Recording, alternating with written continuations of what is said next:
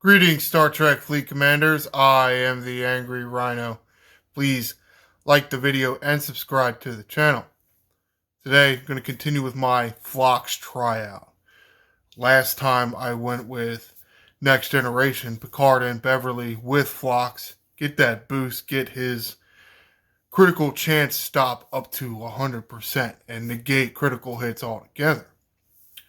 But what you lack there is the loot boost of Enterprise E Picard, and also, let's say, the attack power that comes from all the isolytic cascade. Or really, I guess, isolytic cascade turning into isolytic damage, because isolytic cascade enhances all your other isolytic damage. That's what you get from Picard and Data. So, loot boosting and high attack. Going with a little something different here. See, I also have Tendi and Torres and Hugh below again. Now, because I don't have Beverly, what I need is mitigation. So essentially what I'm doing is swapping the Doctor and Paris out below. With the last crew, I didn't have any loot boost, so I put the Doctor on. With this crew, I don't have the mitigation above, so I go with the mitigation below. But again, what I'm getting is, no, that's the Sompak's ability. 100% loot boost with Picard's captain ability, and with him and Data's officer ability, getting more attack. And we'll see how this goes. I wrote the numbers down, and I pulled the video up so I can also show you. But we're looking at like 14,000 with, again, Enterprise E, Picard, and Data with Trip. And then it was 18.3 thousand with the Next Generation Picard Beverly with Phlox. So far it looks like Phlox is doing better. For me, anyway. I can only assume that he's going to do just as well, just as more better. However, the correct grammar is there. For you, some of that is because Trip, maybe as a whole, is better, but only at the high tiers. You get Trip at the high tiers, and then you can reduce that critical hit damage back to a regular shot, or maybe even lower. Well, with a low tier Phlox, you boost him with Picard Beverly, and then you just negate all critical hits. So it's just regular damage, and none of that increased critical damage and all that other nonsense comes into play. Getting there with this crew. The main thing here is loot boost, so we're getting a lot of that. Run shouldn't take too long. That is a trade-off here. You're probably going to be able to kill a little less hostiles, but you're essentially doubling your loot. Depending on where you at in your progression, that's either going to work for you or it's not. But that's why we run all these crew tests that we run, just for every hostile. Try to figure out which one's the better, which one can get you the most loot. So you can either do all these double pulls and triple pulls or whatnot, or you can farm for a lot of time and therefore not have to farm as much. Which, with all these damn loops, something you got to try to do. Up to 10,000.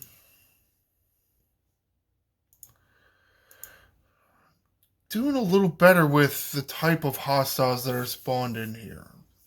Got a lot of interceptors in here. I don't know if just getting lucky, or maybe they fix some kind of code or script or whatever nonsense computer word they use for the thing.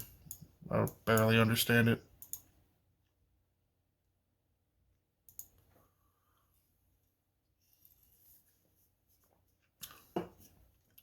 It is looking like I'm going to do better with this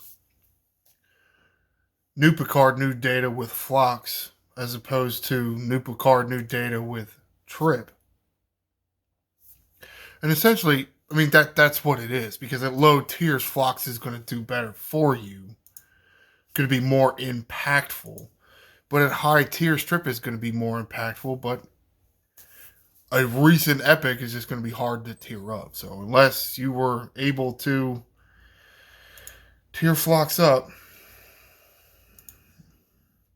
yeah, I mean we're already at 14,000. Well, how about that? Of course, I'm hitting a lot of 55s. I'm not hitting too many 57s. All the 57 interceptors are gone.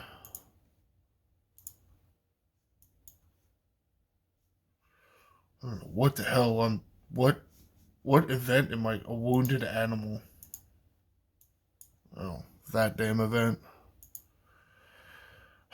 Yeah, I'm not spending epic and rare Armada directives for that little reward. You gotta give me more stuff if you want drain my. If you want me to use my epic and rare directives and stop hoarding them, you gotta give me something better.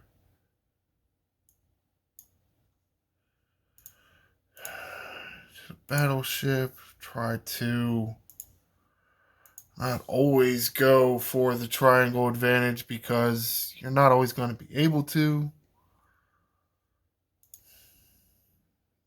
No, I don't know if that hurts or helps this testing or tryout. A little bit of both, I guess. No, I mean, we're up to 18,000. That's, wow, there we go.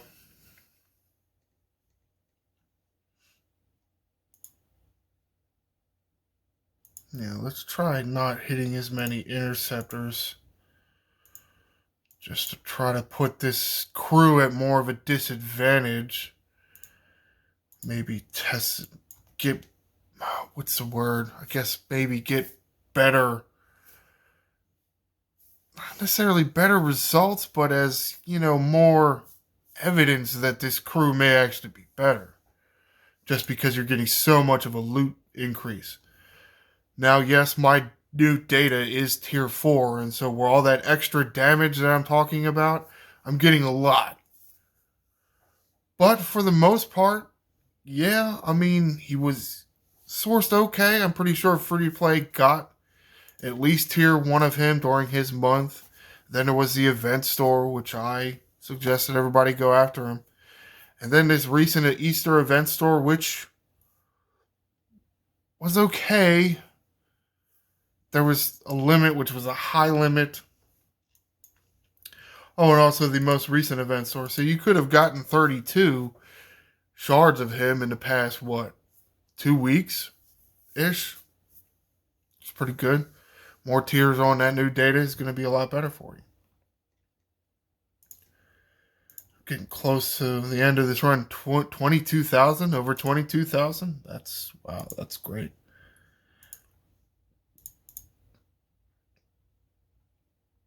I mean, that's almost 2 days worth of double pulls. Set this 55 interceptor here.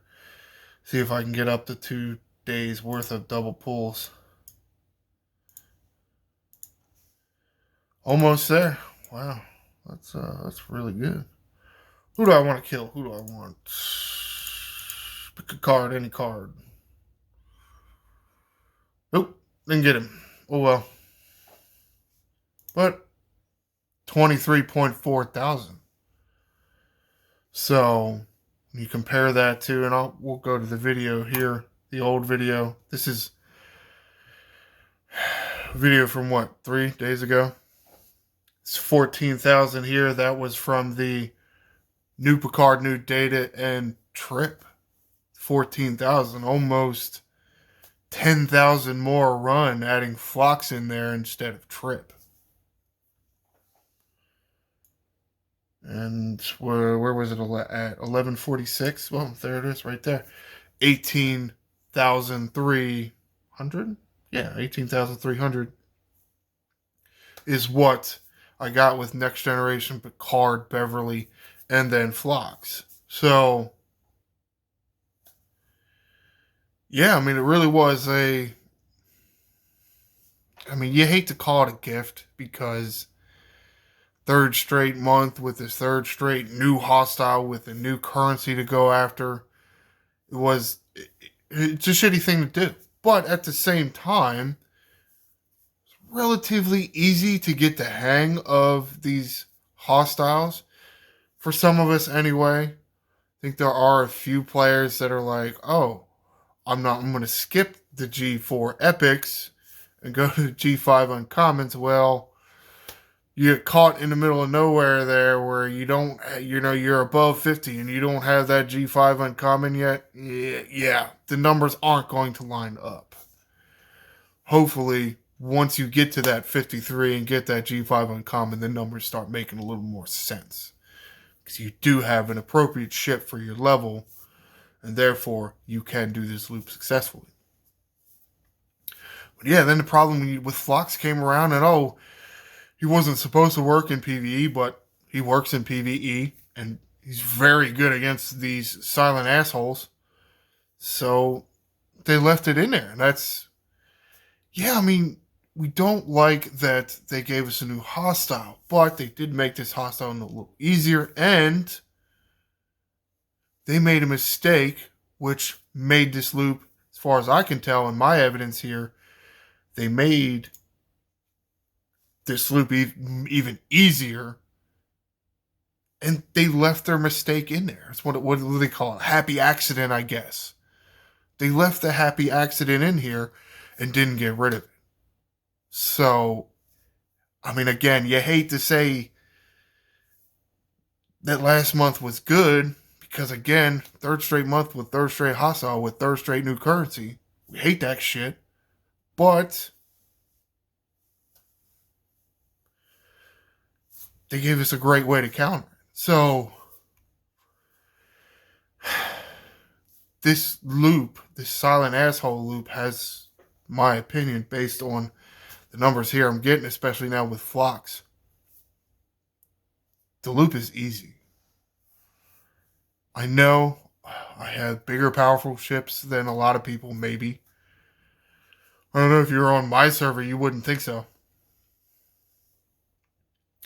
Especially people around my level. I don't buy a lot of the primes, and I know some of these guys are buying all kind of primes. It's fine. That's kind of the breaks of it, Some of these primes are going to help you in some of these loops, but no free to play sourcing for them. So you can't expect that everybody has them, but you end up doing so. However, so again, Phlox, he looks fantastic. And yes, I do have tier 2 Phlox, but the difference between a tier 1 Phlox and a tier 2 Phlox is only another 5% critical chance. So it's not a huge thing. You go from 45% to 50% reduction. It's not a huge move in the needle. So I don't know that is really doing anything. You should be able to do this good with a tier 1 Phlox. Who's really going to make the difference is where your new data is and where some of your isolytic damage research and or artifacts are. Because not as only is new data going to increase with tiers, the hit damage that he's putting out, also going to increase his ability to increase your other isolytic damage researchers. Again, that kind of sounds like the way critical hit chances and critical hit damage works, doesn't it? Because it is all applied to the end of the equation. So, if you have opportunities to get more new data shards, I suggest you to continue to do so until you max him. He's a very useful officer.